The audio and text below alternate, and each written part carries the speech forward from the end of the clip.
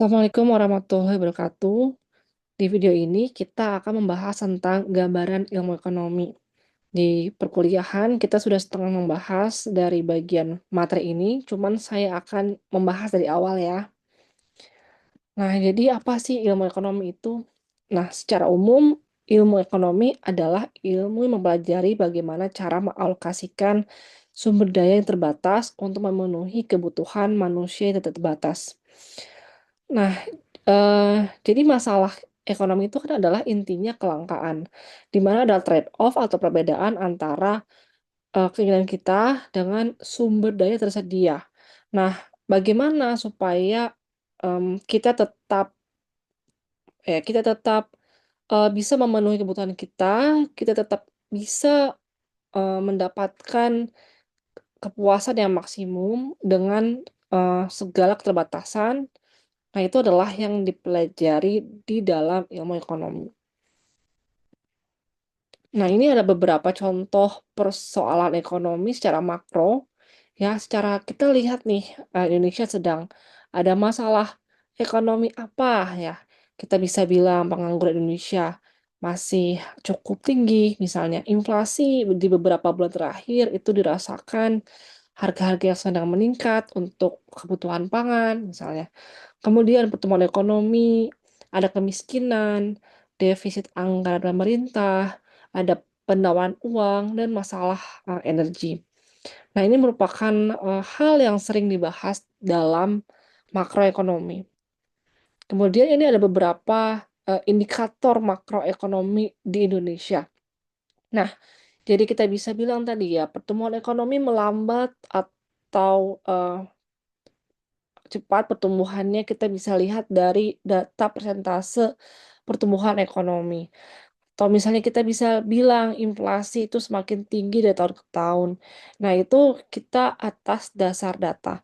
Nah, data yang didapatkan untuk indikator makroekonomi Indonesia ini biasanya kami dapatkan di Badan Pusat Statistik atau website Bank Indonesia atau juga beberapa mungkin kalau membandingkan data negara gitu, antar negara juga bisa di statistik, di beberapa negara tersebut dan juga ada juga website ya, World Bank.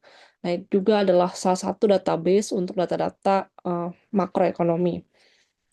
Nah, ini merupakan indikator makro, kemudian juga ini ada seperti ya inflasi, pertumbuhan ekonomi, persentase penduduk miskin, tingkat pengangguran terbuka, dan Gini rasio. Ini yang didapatkan dari Badan Pusat Statistik. Nah, jadi memang, sesuatu atau variabel yang kita tadi bahas ya, persoalan makro itu ada satuannya. Kita bisa kita katakan itu tinggi, rendah, atau berpengaruh, atau tidak berpengaruh, itu, kita bisa bahas berdasarkan data.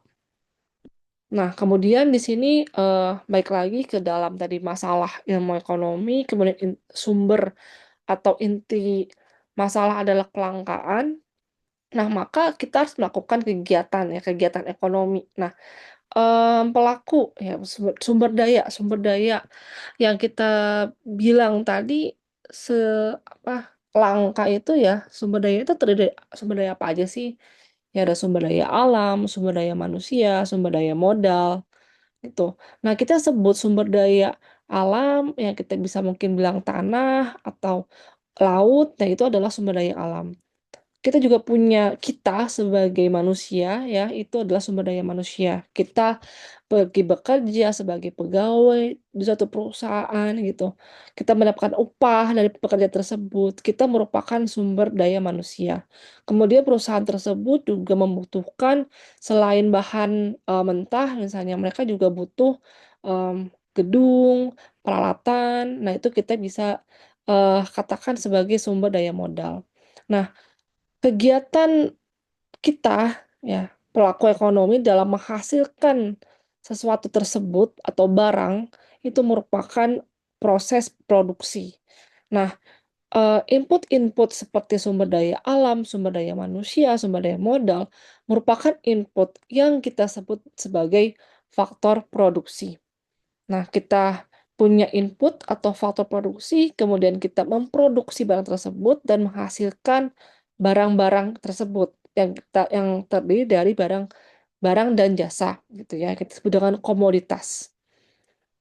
Nah, kemudian ya tadi udah dibahas ya, kita, kegiatannya atau verb-nya atau kata kerjanya adalah produksi, kemudian di sisi lain, misalnya perusahaan memproduksi barang, kemudian dikonsumsi atau dibeli ya gitu, digunakan. Nah itu, kita sebut dengan konsumsi.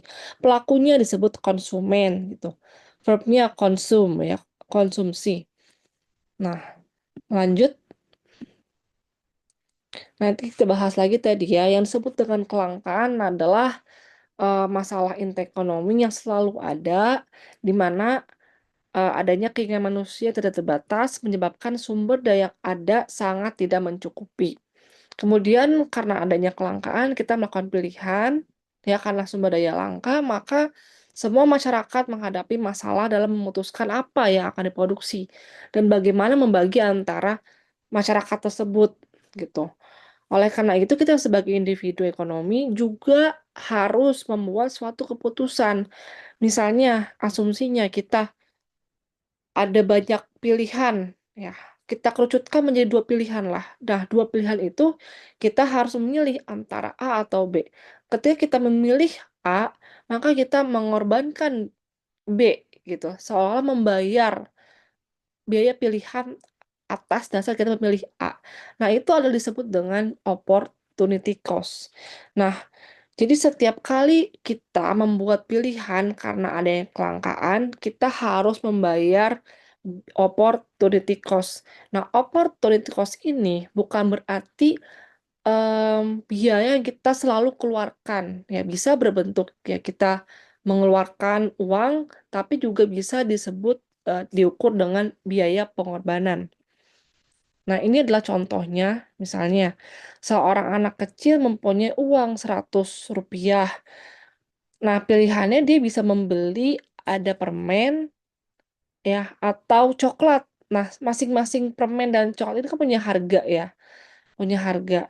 Nah, dengan uang 100 kita mempunyai kok pilihan apakah kombinasi kita membeli semua coklat atau semua permen atau kombinasi antar kedua barang tersebut. Nah, kombinasi-kombinasi tersebut itu didapatkan kalau kita plotkan ya dengan harga yang ada tadi. Misalnya kalau kita memilih satu coklat, kita bisa mendapatkan 8 permen. Atau ada yang seseorang yang mereka suka coklat banget gitu. Mungkin saya pengennya 5 coklat, tapi 0 permen karet. Nah, jadi dengan uang 100, kemungkinan barang yang dia dapatkan dengan asumsi menghabiskan semua uangnya adalah di sekitar garis garis ini, gitu. Nah, ini merupakan wilayah yang tidak mungkin dicapai oleh anak kecil tersebut. Artinya kalau kita mau, kombinasi mungkin 7 coklat dan 2 permen karet, ya, dia mungkin harus minta lagi uang jajan ke mamahnya buat nambahin uangnya, sehingga nanti bergeserlah kurva kemungkinan, kombinasi barang yang dapatkan itu ke kanan, tuh ya. Nah, kemudian juga itu kan tadi di sisi, konsumen. Kalau kita konsumen, kita punya uang atau budget line, kita punya pilihan antara A dan B.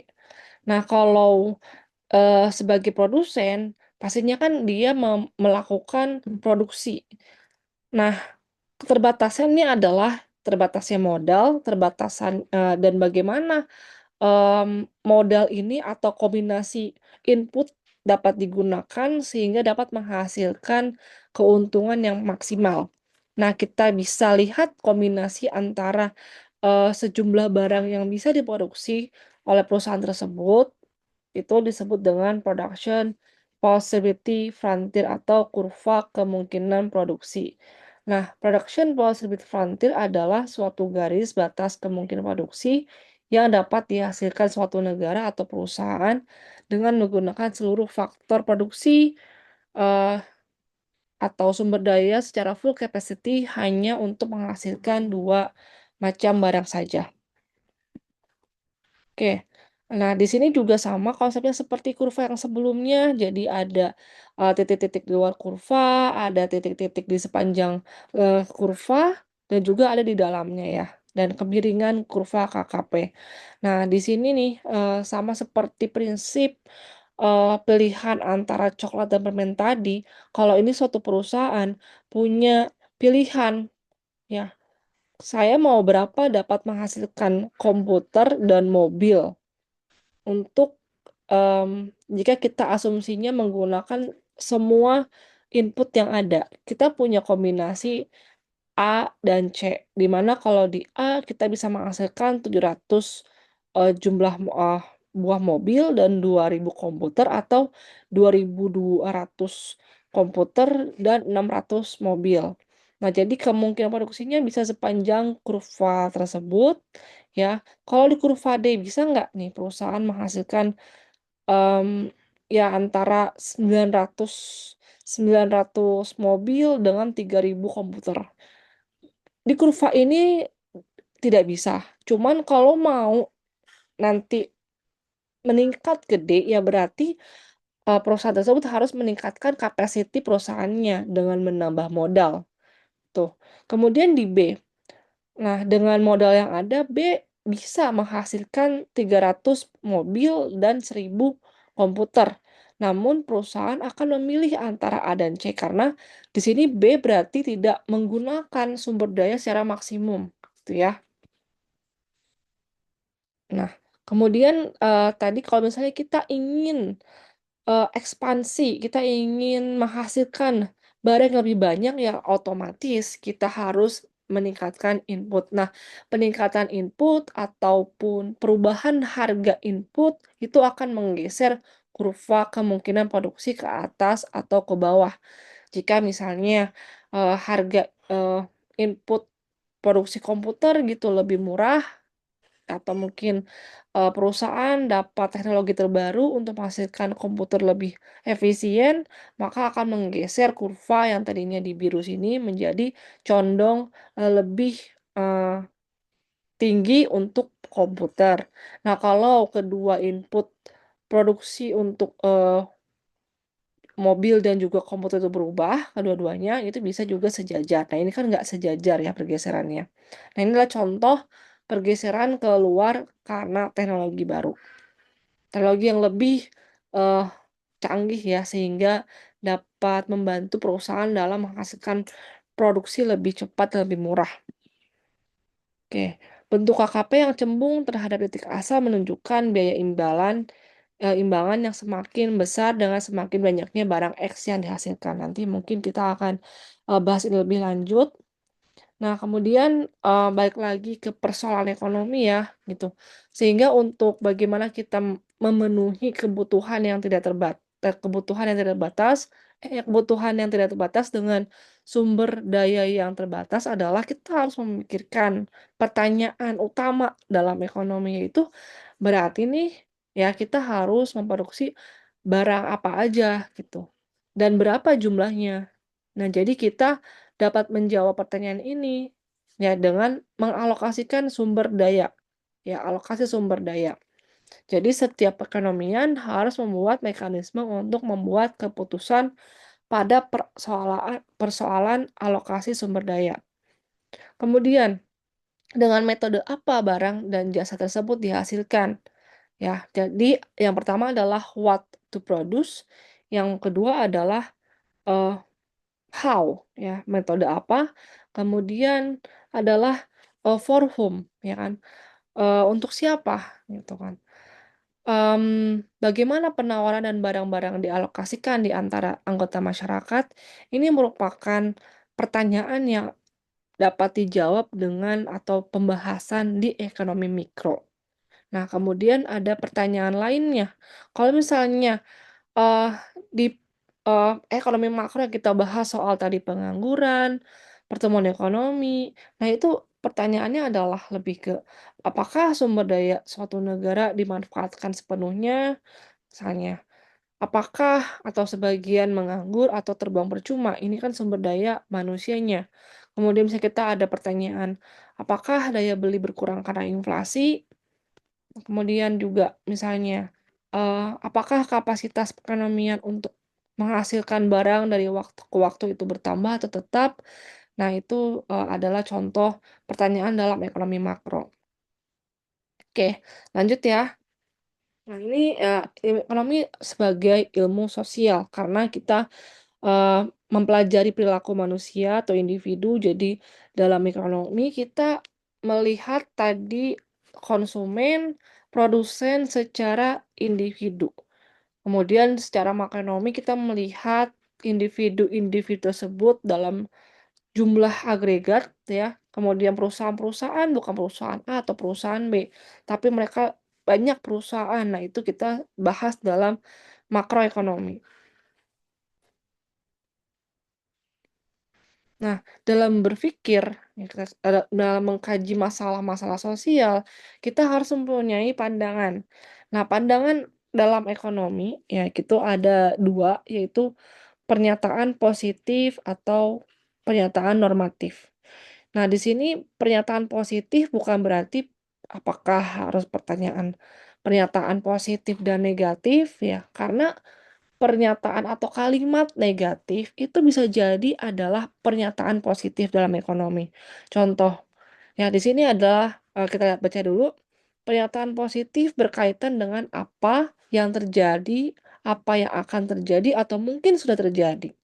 Tapi dalam kita menyatakan pernyataan ini, itu selalu akan dikaitkan dengan atau berdasarkan dengan fakta dan data.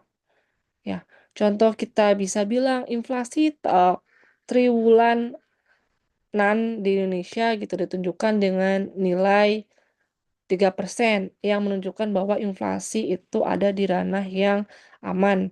Nah, itu 3% tadi merupakan data yang kita dapatkan dari Bank Indonesia gitu, atau pemerintah meningkatkan suku bunga sekitar sekian. Nah, itu ada datanya. Jadi, atau ya misalnya kita, contoh ada kejadian, demonstrasi di tanggal sekian yang mengakibatkan kerusakan sekian berapa rupiah. Nah, itu kan berdasarkan fakta. Iya, Teh. Makasih, Teh. Lanjut ya. Nah, terus di sini kalau pernyataan normatif, kalau ada pertanyaan, apakah, seharusnya kita melakukan kebijakan A untuk mengurangi masalah B gitu. Nah, itu dijawab dengan pernyataan, normatif. Misalnya apa yang harus kita lakukan untuk mengurangi kemiskinan? Nah, kalau misalnya saya bertanya nih ke beberapa mahasiswa, mungkin akan mendapatkan jawaban yang berbeda. Misalnya yang satu, kayaknya kita harus, membagikan makanan gratis setiap minggunya, misalnya gitu. Atau kita memberikan subsidi, atau ada lagi mahasiswa yang lain menjawab bahwa kita tidak, boleh memberikan makanan gratis, itu akan membuat mereka malas gitu misalnya.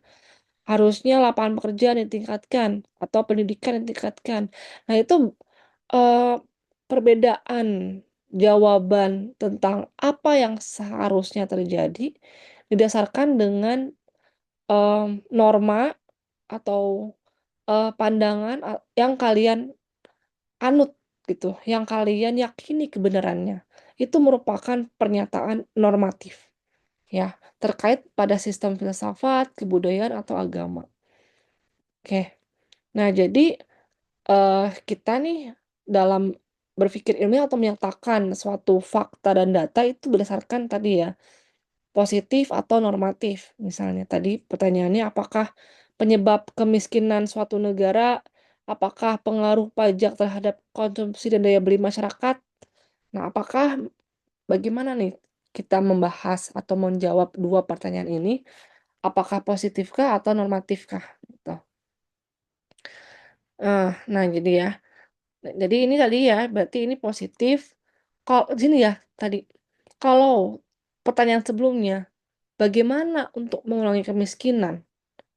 Tapi ini pertanyaan adalah, apakah penyebab kemiskinan suatu negara?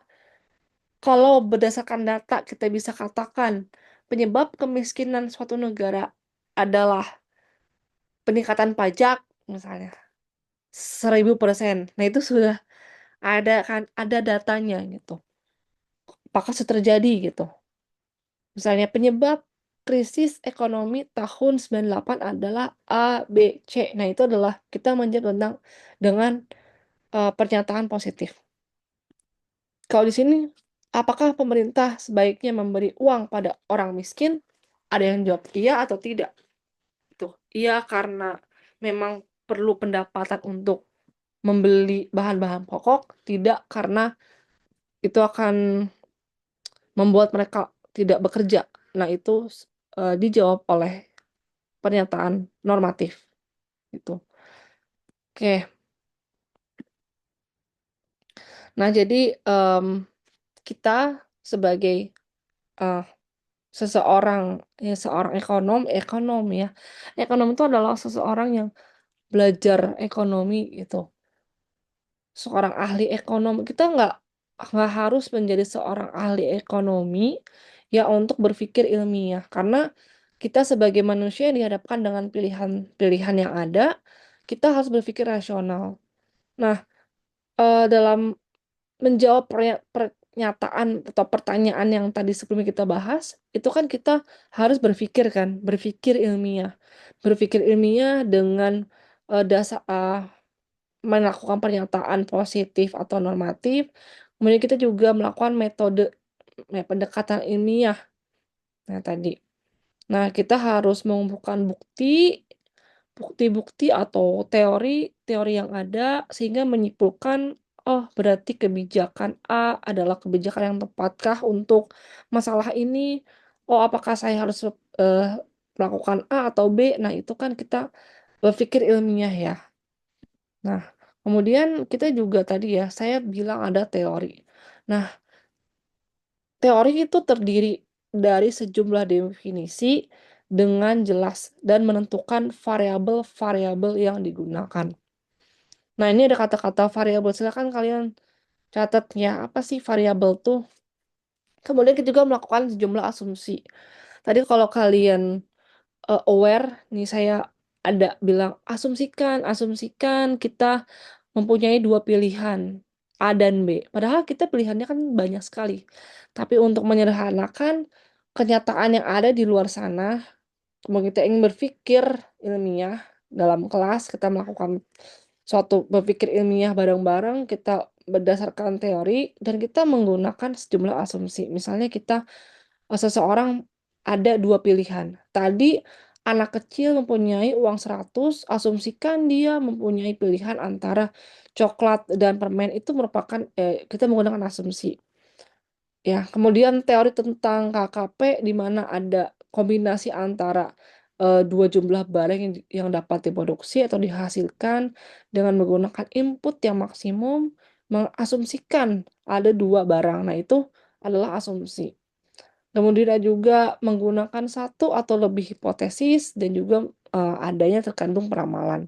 Itu adalah isi dari teori. Kemudian kita menggunakan teori, nah ada juga tadi menggunakan asumsi. Asumsi adalah suatu kondisi di mana teori bisa berlaku. Di sini ada contoh ceteris paribus ya. Ini, asumsi yang paling umum yang kita gunakan dalam melihat, dampak variabel satu terhadap variabel lainnya. Nah, nanti kita bahas lagi ya lebih lebih dalam. Kemudian, ada hipotesis adalah, dugaan sementara, ya dugaan sementara. Adalah suatu pernyataan mengenai bagaimana hubungan antara 2 variabel satu dengan lainnya. Oke, kita akan skip dulu, kita akan bahas nanti di teori permintaan dan penawaran. Nah, jadi, asumsi dan model dalam ilmu ekonomi, jadi dalam memikirkan teori, mengumpulkan data, kemudian menganalisis data, ya untuk dan kita juga melakukan percobaan gitu, pemodelan untuk membuktikan apakah teori ini berlaku bagi suatu negara ini, apakah tidak, apakah dapat, sehingga nanti kesimpulannya kita bisa melakukan kebijakan yang tepat atas suatu masalah ekonomi. Nah, kemudian berkembangnya suatu teori ekonomi selalu dilandasi oleh suatu asumsi. Nah, tadi ya asumsi, contohnya kita mengasumsikan, mengandaikan, oh dan contohnya kita Dalam perdagangan internasional diasumsikan hanya ada 2 negara dan 2 macam barang misalnya. Kemudian apa tujuan asumsi itu? Ya untuk memudahkan pemahaman dalam mengkaji berbagai masalah atau kejadian-kejadian ekonomi. Nah, kemudian ahli ekonomi juga selalu menggunakan model. Nah, contoh ya kita nih, kalau seseorang ingin membangun rumah, pastinya kan kita akan membuat kerangka atau, gambaran denah tersebut. Nah, denah atau kerangka adalah model bagi arsitektur, gitu. Nah, kita juga sebagai ekonom, kita tidak, mungkin ya, kita harus melakukan suatu proses, perencanaan di mana kita mungkin mengolah data atau menggunakan model matematis untuk menghasilkan kebijakan. Nah, model adalah konsep penyederhanaan dari kenyataan-kenyataan yang terjadi dengan menggunakan asumsi dan bersifat abstraksi. Oke, makanya kita bisa mungkin pernah melihat ya, pernah mendengar, mmm, kebijakan A harus, dilakukan, research dulu. Nah, di riset atau research itu kan kita melakukan pemodelan gitu. Nah, model dalam ekonomi, yaitu bisa berupa, verbal, bisa berupa kurva, bisa berupa diagram, bisa berupa, eee, persamaan matematis. Nah, ini adalah contoh persamaan matematis di sini. Kita punya model dan kita punya variabel ya. Contoh, model ekonomi mikro, ada model fungsi permintaan. Permintaan jumlah barang yang diminta atau QD ya, sama dengan 40 min 0,2 P. Nah, di sini mengartikan bahwa, ada angka-angka nih yang didapatkan ya, 40 sama 0,2 itu, didapatkan juga dari hasil estimasi ya, kemudian dan perhitungan. Di sini ada 2 variabel, ada P dan QD ya. Jadi ada price dan juga permintaan akan barang.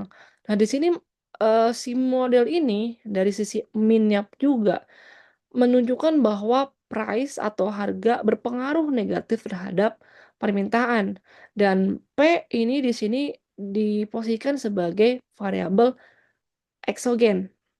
Atau ya, di sini adalah QD disebut sebagai variabel endogen, karena perubahan harga akan mempengaruhi perubahan permintaan. Nah, rasional tidak kalau kita posisinya sebagai konsumen. Ya kita sebagai konsumen, pastinya kita melihat harga dalam membeli barang. Ketika kita punya kemampuan atau uang yang tetap, tapi harga meningkat, maka kita akan, mengurangi konsumsi barang tersebut, ya, atau secara keseluruhan permintaan akan barang tersebut akan turun. Nah, itu digambarkan dalam persamaan permintaan seperti ini. Ada juga contoh model makro, fungsi konsumsi. Konsumsi atau C terdiri dari konsumsi autonomus ditambah dengan, pendapatan. Di sini ada Y.